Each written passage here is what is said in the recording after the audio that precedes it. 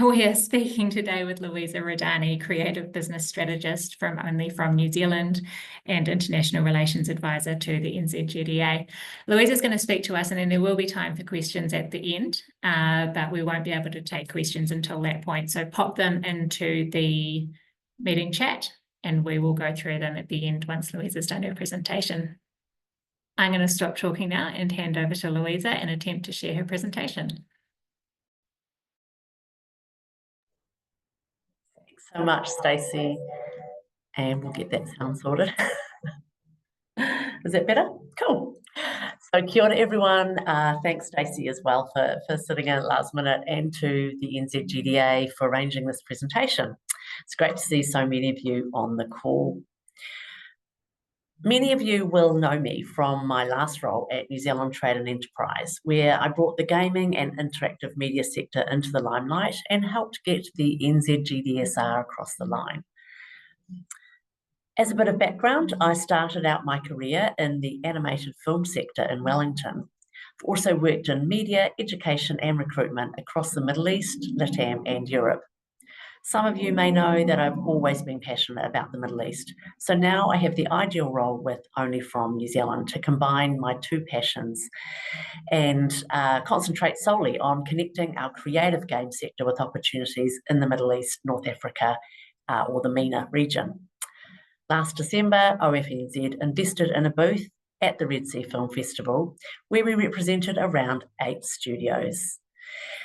As Stacey mentioned, I'm also the International Relations Advisor to the NZGDA board, and I wanted to bring you this presentation off the back of my last trip to Saudi.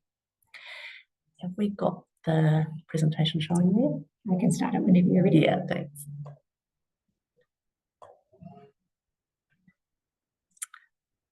Great, so hopefully everyone can see that. Look, I do cover a lot of content in this, so please bear with me. I'm going to do a lot of talking, but at the end, I'd love to hear any questions, as Stacey mentioned, in the chat at the end. So, who is Only From New Zealand, or OFNZ?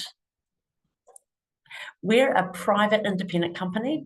We're not affiliated with any government entity, and we've been New Zealand's leading professional services exporter to countries in the Gulf Cooperation Council, or the GCC, for 15 years.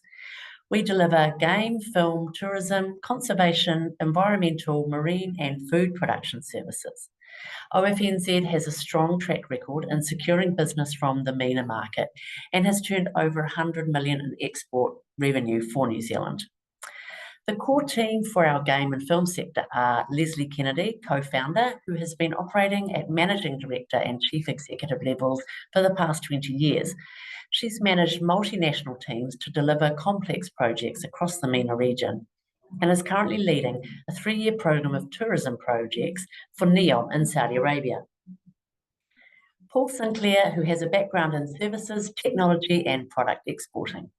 He has owned, established and exited several companies, including a mobile gaming business and professional services export enterprise, before co-founding OFNZ with Leslie.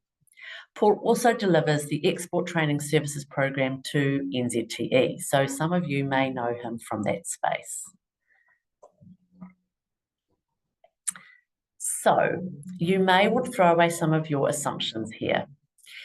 New Zealand has 3.7 million gamers with 302 million, that's US, revenue contributing to our GDP. MENA has 70 million gamers with 1.9 billion US in revenue contributing to their GDP. The US has 212 million gamers with 65.7 billion US in revenue contributing to their country's GDP. These figures show an interesting story, and while the revenue from the US gaming industry won't be a surprise to anyone, it's important to show the reality of their legacy compared to the potential for a shift in the dynamics. If New Zealand can punch so far above our weight in this global sector, which has been dominated by the US and Chinese corporate giants, imagine what the MENA market, with 18 times the amount of gamers as New Zealand and billions more in government investment, can achieve. As the historical powerhouse of the MENA region, it's time for a reality check about the KSA, or Kingdom of Saudi Arabia. This is a dynamic market with a population of nearly 35 million, with 92% living in urban areas. The median age is 29 and foreigners make up only 35% of the residents. So 60% of the Saudi population is actually under the age of 30. And the Crown Prince and Prime Minister, Mohammed bin Salman, known as MBS, is himself in his 30s and an avid gamer and esports fan. In order to move away from an over-reliance on oil, Saudi has been rapidly transforming the country into a modern, vibrant society and a thriving, diversified economy through their ambitious plan, Vision 2030, which you've probably heard of.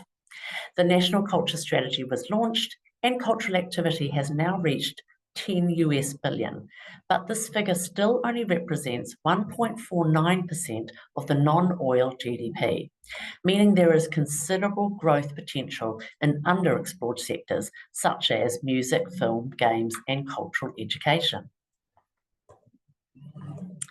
So what I noticed is the speed at which Saudi is transforming, and the optimism of its people to embrace the 2030 vision is remarkable. Creative expression is now a core focus, and the cities are filled with pop culture, street art, galleries, gaming technology stores, anime comics, and cinemas showing the latest Hollywood movies. Arabic is the official language in Saudi, however, English is widely used in professional settings, with many Saudis acquiring English proficiency by attending US or British universities. Emerging technologies are commonplace, with full adoption of mobile phones for ordering food, pre-booking events, and even some of the most conservative have TikTok accounts, like the gentleman waving in the bottom picture. Many people have VR headsets and access to the usual streaming channels. There was even a massive rock concert in Riyadh when we were there called Middle Beast, with over 40 international artists, including Eminem and Linkin Park, and attended by 800,000 Saudis, go figure. Some of the biggest changes are amongst the young women, who are highly educated, forward-thinking, and extremely ambitious. Vision 2030 has led to more Saudi women entering the workforce, boosting their purchasing power and making them a crucial luxury consumer group. In particular, there's been a surge of women entrepreneurs, with many returning from Western universities to help implement the new Saudi, and they are rapidly becoming influential leaders within many corporations and government. Social media plays a significant role in shaping the purchasing behaviour of Saudi women, with influencers and online communities playing a big part in their choices. There are increasing numbers of female gaming communities and events as well. The Middle East already outpaces global growth in gaming, and video game revenue is projected to surpass $7 billion in 2026 from the top three markets called the MENA 3, which is Saudi Arabia, United Arab Emirates, and Egypt. Saudi plans to be the gaming powerhouse of the region by incubating 250 game companies, creating 39,000 jobs, and generating $13.3 billion to the country's GDP by 2030. Saudi is the only country in the world that has a national gaming and esports strategy, and it intends to establish itself as a global gaming hub and drive long-term growth and development of the games and esports industry worldwide. The International Olympic Committee has officially decided to create the Olympic Esports Games, with the inaugural event to take place in Saudi in 2027. I'm sure you'll have already heard that Saudi's Private Investment Fund, or PIF, has invested $38 billion into the Savvy Games Group. Savvy have acquired ESL, Scopely, and Niantic, and have bought interests in Capcom, EA, and Nintendo, making it the largest foreign investor in the Japanese video game business. There are not many limitations to accessing foreign channels and platforms. However, Saudi wants to honour its own culture and history, and to have content that is unique and values-based. In order to keep up to the demand for more localised content, they are already developing their own platforms to compete with the likes of Netflix. So bear with me with this one because there are quite a few figures. Oops, sorry. bear with me even more while I get my screen up. Saudi is now one of the top consumers of media content worldwide, and with 67% of the population into gaming, that's 23.5 million gamers, of which 42% are women. Gaming in Saudi is currently experiencing an enormous 41.1% year-on-year growth. Gaming in Saudi is experiencing enormous, young Saudi consumers are discerning, they care about the environment and sustainability, and they also want to respect their culture, but they want to be global and to assimilate with the rest of the world.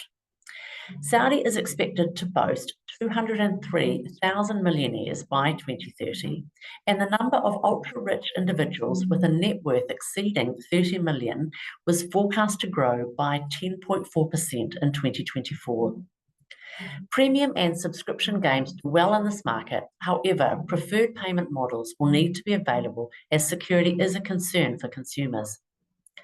Players are across all platforms, mobile, console, PC, and multiplayer online games, as well as immersive AR and VR experiences. Smartphones have the highest average weekly hours of 8.7, and mobile players spend big on gaming. 32% are average spenders on mobile games compared to 18% in Western Europe, and 12% are big spenders compared to 4% in Western Europe. Saudi's paid app revenue is estimated to be around $470 million, and mobile in-app purchases are currently estimated to be around $1.27 billion, which is a 14% rise year on year. So the top 3 played IPs in the MENA 3 region are, no surprise, PUBG, EA Sports FC, and Call of Duty, which are played by 2/3 of all gamers. And the most popular types of mobile games are puzzles, sport, racing, and adventure. The increasing popularity of esports is anticipated to boost gaming revenue, and Saudi aims to build the world's first gaming city called Qiddiya, which will house their esports and gaming district, attracting 10 million visitors a year by 2030. So here's a bit of a SWOT analysis of Saudi's burgeoning game industry. It's a result of several strength factors: the large and ambitious demographic of young people and high proportion of gamers with disposable income. Adoption of mobile devices, which has led to increased access to a variety of free and paid games. Innovations such as virtual reality, wearable devices, and the spread of 5G technology are expanding the market. And despite the deep-rooted customs and traditions in the Middle East, gaming and esports are hugely popular, and there's widespread participation in events and experiences. Now, of course, there are challenges. Given it's fairly new, there is still an underdeveloped ecosystem for game development. Infrastructure limitations do affect internet connectivity in some areas, and the preference for hiring local talent and a demand for local talent will also be a challenge. Finding effective monetization models that balance revenue and player satisfaction, as well as expectation management around budgets versus quality. But the opportunities are there. The region's large base of gamers is driving demand for immersive experiences and more content. Government fully backing and investing billions into the sector, streamlining licenses and content approvals, developing local games for Arabic-speaking audiences, of which there are over 420 million globally, supporting and mentoring local talent, and offering studio internships. Attending local conferences and events like the Esports World Cup, which attracts global attention and can significantly boost visibility and participation. The threats are pretty obvious. Others' cultural perception of doing business in this region. Large offshore corporates dominating the ecosystem, leaving less room for indies to create original IP, and global economic instability in the region. So let's backtrack a bit. In order to understand the trends in gaming in the MENA region, it's important to realise that filmmaking has a long history in the Middle East. Their cinema industry was the third largest in the world, and the majority of films and animated cartoons were produced between the 1940s to the 1960s. Due to religious activism in the 1980s, all film theatres were closed in Saudi and consequently banned for 35 years. The first cinema reopened in Saudi in 2018, and through continual expansion, there are now 19 screens per million inhabitants, with ticket sales at more than 17.7 million annually. Saudi's most historic city, Jeddah, has always been known as the gateway for religious pilgrimages to the holy Islamic city of Mecca, and therefore has experienced more international tourism and cultural diversity than the rest of Saudi. Jeddah is now seen as the hub for creativity and has hosted the Red Sea International Film Festival, or RSFF, for the fourth year in a row. The RSFF celebrates the best of cinema from around the MENA and Asia region and has attracted increasing numbers of Hollywood celebrities year on year. I may have snuck away from the booth just to see a couple of them. So, as you all know, New Zealand ranks among the top 25 nations globally for culture and heritage, and our film and game sectors have had a huge impact with award-winning productions and content seen and played by millions of people all over the world. Recognising the potential for New Zealand companies in this market, Only From NZ invested in a booth at the 2024 Red Sea Souk. That's the business exhibition at the heart of the film festival, to provide a cost-effective way for New Zealand companies to showcase their talent, products and capability. New Zealand had the exclusive opportunity to be the only booth at the festival to feature video games and emerging technologies, and this attracted a lot of attention and social media coverage, allowing us to showcase New Zealand's extensive capability and maturity in the gaming and VFX space, as well as stimulate opportunities for partnerships within this exciting emerging market. The quality of the festival was outstanding, and at this year's Red Sea Souk, there were 4 times the number of people as last year, with over 40,000 attendees. A total of 122 films from 85 countries were screened, including 61 world premieres, underscoring the festival's growing influence. There were 959 film submissions, of which 641 were from female directors. Award prizes were distributed out of a budget of over $949,000 US. The Saudi government's private investment fund, or PIF, and cultural ministries provided workshops and advice around how to access investment. The messages consistently reiterated that in order for Saudi's entertainment sector to expand, priority and funding will be given to partnerships between Saudi and foreign entities so that knowledge sharing and upskilling can take place. There are many different types of incentives, including incubator programs, office space and state-of-the-art facilities, subsidised employee salaries, support with registration and licensing, tax exemptions, low-interest loans, and capital investment. But it will take some time to sift through all of these, as it's currently a bit fragmented. As they say, a rising tide lifts all boats. But what does that really mean for New Zealand in terms of establishing partnerships in Saudi? Well, having started out with a bang by investing in some big game brands, it's interesting to note that Saudi's current game revenue mainly comes from players of the top global IPs and not from Saudi-owned game studios, which means most of their potential revenue is flowing out of the country. So despite our population of only 3.7 million gamers, New Zealand is diverse and efficient when it comes to game production. Plus the fact that 83% of our revenue is made up of homegrown New Zealand-owned and operated studios, we have a huge amount to be proud of. Now, I'm not saying it's all been plain sailing, just to stick with the title theme. It's definitely been a rough ride, and we've had to rely on a lot of offshore support and resources from other more mature ecosystems. But let's make a more accurate comparison between our markets.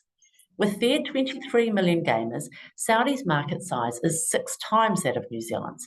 So if we prorata New Zealand's revenue of 548 million NZ, put it into USD and times by 6, we get the equivalent of 1.8 billion US, which is very close to Saudi's current revenue of 1.9 billion.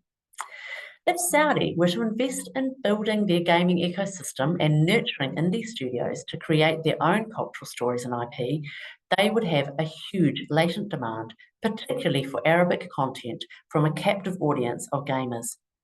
Imagine if New Zealand were able to join forces with Saudi and create some of that highly sought after content. What if we were to engage in internships or training Saudi developers and in return address some of our own talent shortages? And how about collabs, outsourcing, and different revenue sharing platforms?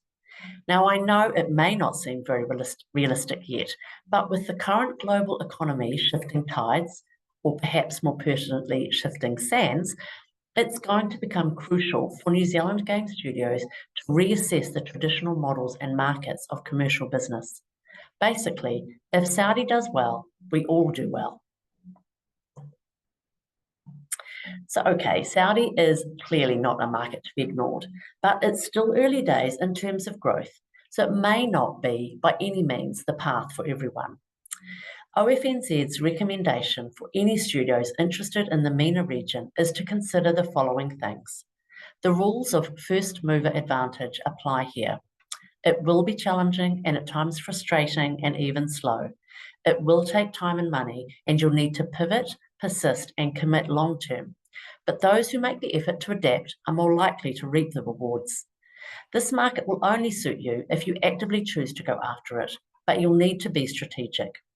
Saudi is very much a face-to-face market. You need to be in the country frequently to truly experience the culture and establish relationships.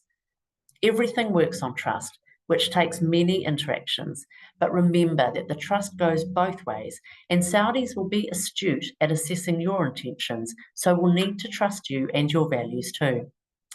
As is often the way with emerging markets, MENA budgets may start out lower than the US, but will grow over time as trust and understanding increases.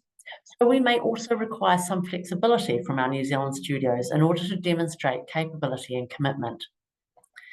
From our initial trip to the Saudi Red Sea Festival, OFNZ has been presented with a number of opportunities for collaborations from a range of companies, both from within Saudi and from outside the MENA region. And we're working to validate these opportunities and manage the expectations. We'll be working initially with the studios we represented on that trip, but aim to bring more opportunities to NZGDA members this year.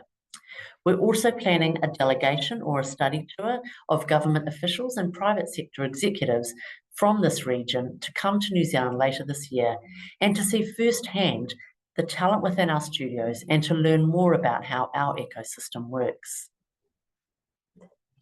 Right now, the Saudi and MENA region offers a unique opportunity which is unprecedented in the global gaming landscape, and that is a brand new emerging market with millions of tech-savvy consumers with disposable incomes who are demanding more entertainment content.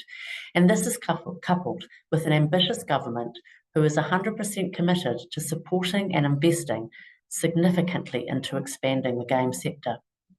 With our complementary strengths, New Zealand studios could in fact be ideal partners for Saudi. So while it's not something that's going to happen overnight, OFNZ plans to be at the forefront of making the most of this next wave. We would welcome anyone who'd like to know more or to talk to us about how OFNZ can support your endeavours in this region. Like I said, we're a fully private firm. We're not being incentivised by any government entity, but we see an opportunity here to make the most of our extensive relationship management expertise in the MENA region in order to provide guidance and business development opportunities to the New Zealand game sector, which has so much to offer. Thanks so much for your time, and I know that was a bit of a fire hose of information, but feel free to ask me any questions.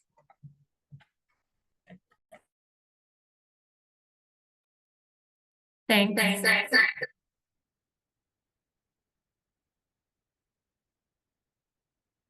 Okay, thanks, Louisa. That was really interesting. I'm a Pokemon Go player, so I was aware that Niantic had been bought out by Scopely, but I wasn't aware of the further link to Savvy Group. So really interesting to know. It sounds like New Zealand and Saudi are two rapidly growing gaming sectors, and it seems like there's some incredible opportunities for mutual gain there. So Yeah, really interesting. I'm going to open the floor for questions now. I'll see if there's any in the chat first, otherwise I can see we've got at least one hand up. You can write your questions into the chat panel, or if you want to pop your hand up, then I will give you the opportunity to unmute. Anna, I can see you've got your hand up, so I'll unmute you. Thanks. Yeah, Louisa, you mentioned quite early Sorry, on. just give us a moment. I need to turn our sound on. Sure. I'm happy to type it. Go for it. You should be able to ask it now. Thanks, Louisa. Fantastic presentation. You mentioned kind of early on the term values-based, that they're interested in values-based. Which values? Is that all right? I'm going to double up. Bear with us, please. Yeah, look, great question, Anna. I think values is a huge subject and it is hard to cover, but what I found is that there are so many shared values between the MENA region and New Zealand in a lot of ways. I think in terms of our love of creativity, our desire to share our cultural stories and our messages, and in a way that's, you know, ethical. New Zealand isn't into gambling and offensive material or anything, and that's what the NZGDSR has contributed to in terms of supporting that. And that's where I see a connection of values. So absolutely, it's a big subject, and we'll always have a lot to discuss on it, but I definitely see a lot of connections between the two markets. I guess it's something that I see where there could potentially be conflict, where if we have, for example, a strong value of promoting and supporting LGBTQ relationships and people, that could be an area where values might clash. Would that be the case, do you think?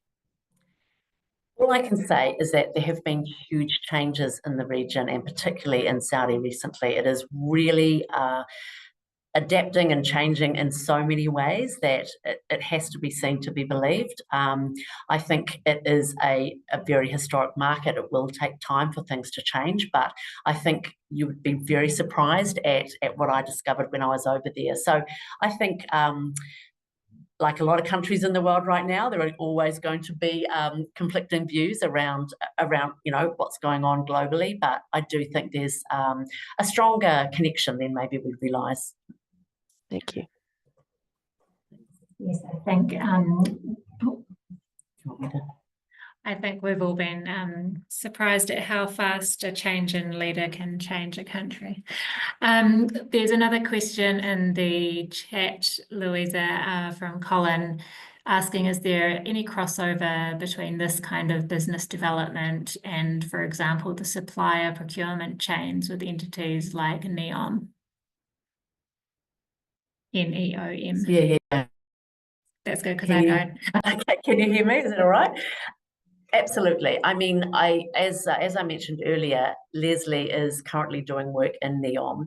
And of course, there are a lot of changes going on to the point that we can't really keep track. Things do evolve all the time in that region.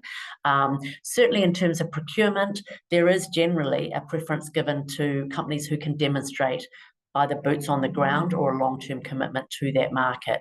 It's not an instant anyone who applies can get in. The RFP processes are complex, but that's partly where OFNZ comes in terms of helping to decipher, helping to navigate that market, and using the most of our networks in that market to help with that process. So I think absolutely Saudi realise that things are an evolving field. I think everybody over there is trying really hard to pull everything together, but there are a lot of different departments and there are a lot of different processes right now that are sort of working. So yeah, there's a bit to sort out, but it's making good progress.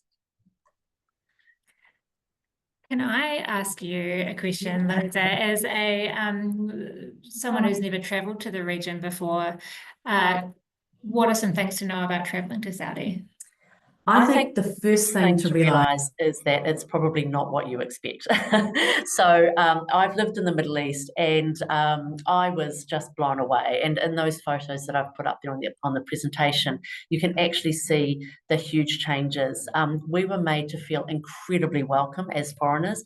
There were women who were still choosing to dress conservatively and traditionally, but they were waving from their cars saying, "Welcome, welcome" to us. It was an incredible feeling. And I think what is really obvious over there is that everyone is on board. The government is not just doing this without the backing of their people. I think there really is an embracing of the changes that are going on there. And everywhere I went, I was made to feel welcome by everybody in every part of Saudi, right from the airport, people being incredibly helpful and supporting of my intentions to travel there and what we were doing there, right through to just general people on the street in Jeddah and Riyadh. So it basically is looking like another big global city in many ways, in terms of shopping and how to get about, Uber, you name it. It's a big global city that sort of looks and feels like any other. But the people are super friendly and really welcoming of foreigners. So it's quite exciting. Is it easy to get a visa to go there if you're planning to do business? Absolutely, and that is being increasingly worked on. So it is very now accessible compared to how it used to be. So we got visas very quickly to the Red Sea Festival, and my understanding is that these processes are being streamlined all the time in terms of allowing visas to go there. So I think if there are any obstacles, they will get ironed out pretty quickly, because the intention is for the country to definitely welcome foreigners to come there and do business. So, yeah. It certainly looks beautiful. Sorry, I'm just going to keep up with the questions because I'm so interested, but leaving time as well for people to pop any more questions into the meeting chat as well. Certainly easier from our end if you can type them rather than ask them out loud, so we don't have to play around with the speaker settings. I also wanted to know, is it expensive there? I mean, do you need to have a big budget to get there and to meet with people and to pay for accommodation, etc., or is it how does it compare to Europe or other places in Asia? Or yes, look, I think it is. It is probably fairly similar to Dubai and Europe and things like that. Some things are a lot cheaper. Some things are pretty much the same. It didn't strike me as being crazy expensive. I would say that coffees were a little bit expensive, but that's still sort of emerging. So there's a lot of cafes opening up, and it's still a bit of a luxury item. So that there are things that are maybe a little bit more expensive, but when I say that, 10 New Zealand dollars, so it's almost getting to that now here. So really there wasn't a huge amount of extreme expense to get about at all. Good to know. Another question from Colin here, following the questions around values and game content. Are there particular genres or content that's culturally off limits still? So that, for example, in the way that some kinds of horror titles are a non-starter in China, asking generally about overall tendencies of the content market in that regard.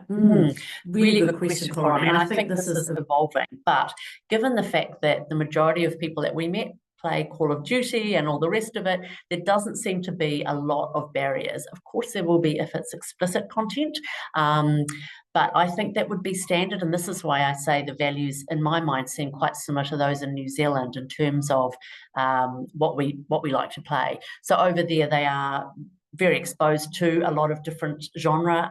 There's access to a lot of international platforms and media channels. So there's not an outright banning of anything. I think unless it was against particular religious views or a particular view that they may see as inappropriate for certain ages. But at the moment, there are not any blanket bans as far as I'm aware, but they will still have their values, and I guess that's important to understand. It's a big family culture.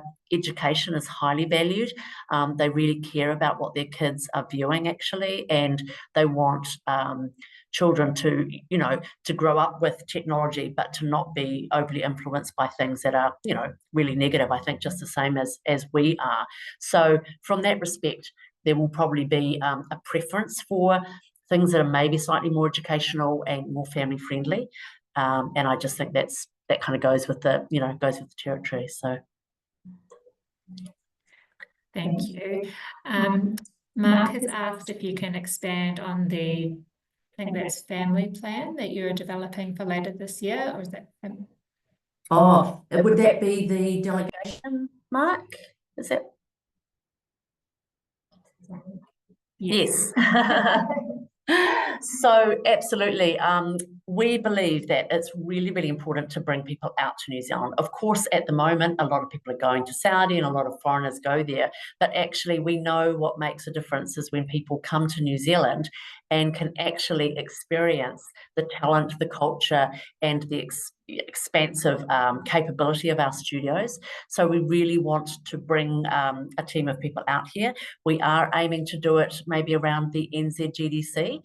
It's not a lot of time, but we need to try and organise that. I think we'll find that there will be, a lot of willing people that will want to come here, but of course it's not free to organise a study tour, if you like. So we need to work that out and see how it will go. But absolutely, we would be in touch with people and coordinate and I guess curate an opportunity for people to come around and see what New Zealand has to offer.